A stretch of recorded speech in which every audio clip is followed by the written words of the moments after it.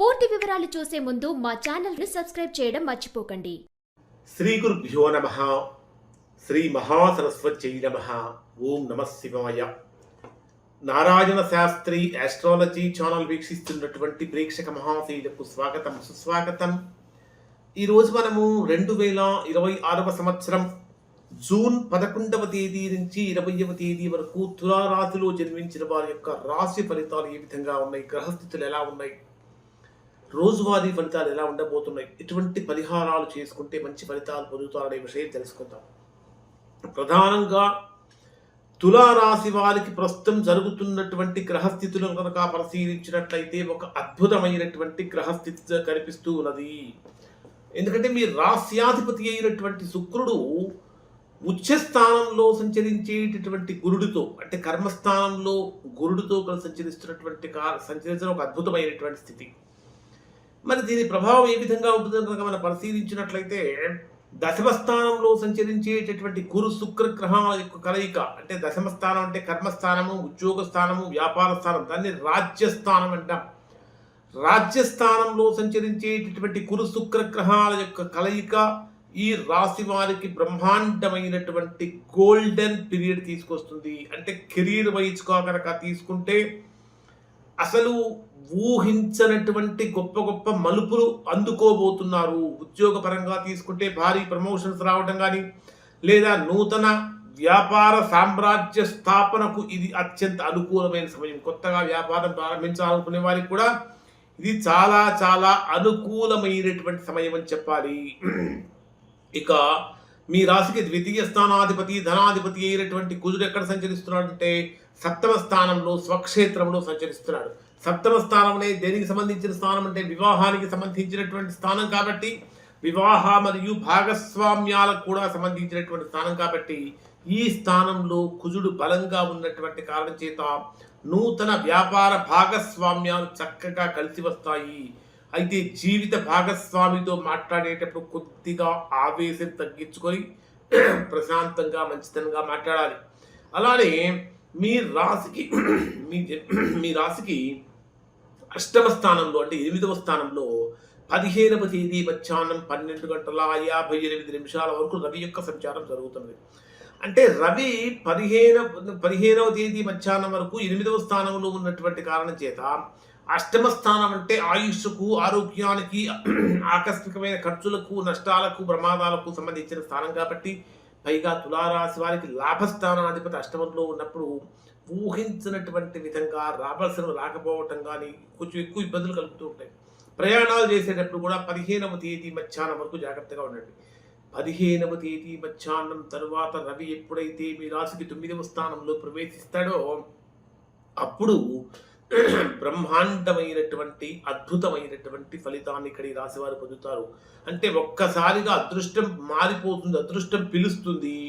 పెద్దవాళ్ళ వైపు నుంచి, పితృవర్గం నుంచి ఆస్తులు లేదా ఇవన్నీ కూడా రావాల్సి వస్తూ ఉంటాయని చెప్పాలి.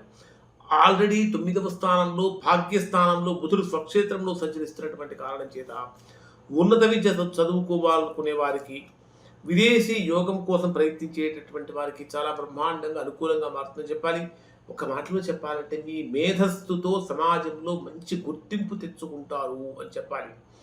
ఇక లాభస్థానంలో సంచరించేటటువంటి కేతువు యొక్క ప్రభావాన్ని కనుక మనం పరిశీలించినట్లయితే ఇది లాభస్థానంలో కేతువు బ్రహ్మాండమైనటువంటి యోగాన్ని ఇస్తాడు.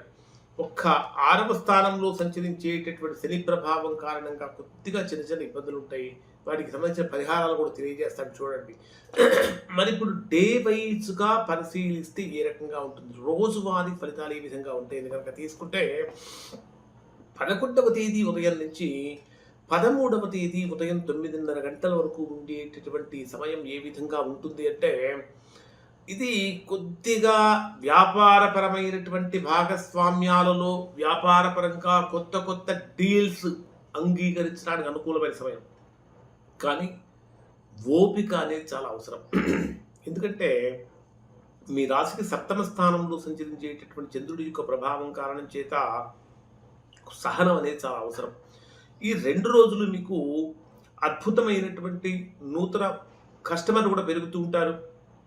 సమాజంలో చక్కగా పేరు ప్రఖ్యాతులు పెరుగుతూ ఉంటాయి. అయితే జీవిత భాగస్వామితో అనవసరమైన విషయాలపై ఎక్కువగా వివాదాలు వచ్చే అవకాశాలు ఉంటాయి. 13వ తేదీ ఉదయం 9:30 గంటల నుంచి 15వ తేదీ ఉదయం 9:06 వరకు ఉండేటటువంటి సమయంలో పనులన్నీ ఒక్కసారిగా ఆగిపోతూ ఉంటాయి. ఉద్యోగపరంగా, వ్యాపారపరంగా ఎక్కడ వేసిన గొంగళి అక్కడే అన్నట్టుగా ఉంటుంది. నిరుద్యోగులుగా ఉన్నటువంటి వారు చేసే ప్రయత్నాలలో పెద్దగా ముందుకు వెళ్ళదు. ఖర్చులు పెరిగిపోతూ ఉంటాయి. అన్నింటికంటే ముఖ్యంగా మనస్సు స్థిమితంగా లేకుండా ఇబ్బందులు కలుగుతూ ఉంటాయి. అపరిచిత వ్యక్తుల దగ్గర పెద్ద పెద్ద మొత్తాలలో డబ్బులు ఇవ్వకండి.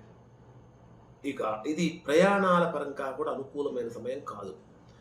తరువాత 15వ తేదీ ఉదయం 9:06 నుంచి 17వ తేదీ ఉదయం 8:30 గంటల వరకు ఉండేటటువంటి సమయంలో గత 2 రోజుల నుంచి ఉన్నటువంటి టెన్షన్స్ అన్నీ తొలగిపోతాయి.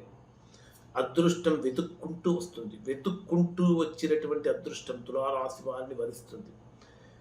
ఇది కాకుండా ఎవరైతే లవ్ మ్యారేజ్ చేసుకోవాలనుకుంటారో, ప్రేమలో ఉన్నటువంటి వారు లేదా ప్రేమలో ఇప్పటిదాకా దూరమైన వారు మరలా దగ్గరయ్యే అవకాశాలు ఉంటాయి. అంటే పెద్దవాళ్ళను ఒప్పించడానికి, పెద్దవాళ్ళకి అంగీకారంతో వివాహం చేసుకోవడానికి చేసే వివాహ ప్రయత్నాలు కూడా ఇది అనుకూలంగా ఉంటుందని చెప్పాలి. అంటే ఒక రకంగా చెప్పాలంటే ఇది ఒక అద్భుతమైనటువంటి నూతన భాగ్యోదయంగా ఉంటుంది అని చెప్పాలి. అలానే దైవ దర్శనాలు చేసుకోవడానికి, పుణ్యక్షేత్రాలకు వెళ్ళడానికి, పెద్దవాళ్ళ యొక్క ఆశీస్సులు తీసుకోవడానికి, ఒక మాటలో చెప్పాలంటే మనస్సులో మీరు ఏదైతే సంకల్పించుకుంటారో సంకల్ప సిద్ధి జరిగేటటువంటి విధంగా ప్రస్తుతం గ్రహస్థితి ఇక్కడ ఉన్నది అని చెప్పాలి. మరి 17వ తేదీ ఉదయం 8:30 గంటల నుంచి 19వ తేదీ ఉదయం 10 గంటల వరకు ఉండేటటువంటి సమయంలో కెరియర్ వైజ్గా కనుక తీసుకుంటే బ్రహ్మాండమైనటువంటి ఫలితాన్ని పొందుతారు. మీ కష్టం ఏదైతే ఉంటుందో ఆ కష్టానికి తగినటువంటి గుర్తింపు లభిస్తుంది. ఒక మాటలో చెప్పాలంటే ఇక్కడ తులారాశి వారికి మీ మాటే శాసనంగా మారబోతూ ఉంది అని చెప్పాలి.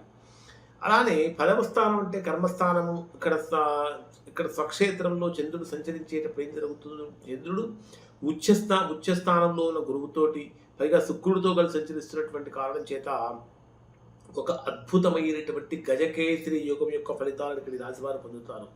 అంటే మీ పనితీరుకు ముగ్ధులై ఎదుటివారు ఆ ప్రమోషన్స్ ఇచ్చే అవకాశాలు ఉంటాయి. ఇంక్రిమెంట్స్ ఇస్తూ ఉంటారు. నిరుద్యోగులుగా ఉన్నటువంటి వారు ఈ రోజుల్లో కనుక చిన్న ప్రయత్నం చేస్తే వెంటనే గొప్ప సక్సెస్, గ్రాండ్ సక్సెస్ అవుతుంది అని చెప్పాలి.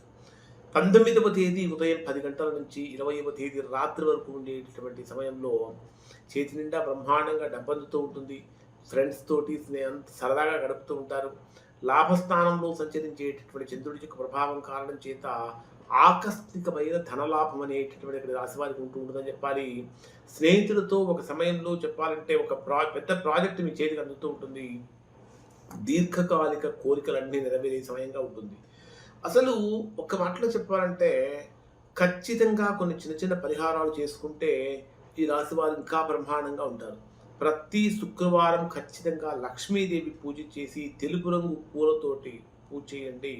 పాయసం నైవేద్యంగా పెట్టండి. తద్వారా మంచి ఫలితాలు పొందుతారు. 13, 14 తేదీల్లో అష్టమ చంద్రదోషం తొలగిపోవడానికి ఖచ్చితంగా శివాలయంలో శివుడికి అభిషేకం చేయించుకోండి. తద్వారా మానసిక ప్రశాంతత చక్కగా లభిస్తుంది. ఇప్పుడు చెప్పినటువంటి ఫలితాలు దాదాపుగా తులారాశిలో అందరికీ వర్తిస్తాయి. ఎవరికైతే వర్తించడం లేదో, ఇంకా ఎవరైతే తీవ్రమైనటువంటి ప్రతికూలతలు పొందుతూ ఉన్నారో అటువంటి వారు ఒక్కసారి మీరు యొక్క వ్యక్తిగత జాతకాన్ని విశ్లేషణ చేయించుకొని దోషం ఎక్కడుందో తెలుసుకుని దోష నివారణ కనుక చేయించుకుంటే చక్కగా సత్ఫలితాన్ని పొందుతారు. ఇవి తులారాశి వారి యొక్క ఫలితాలు. శుభం.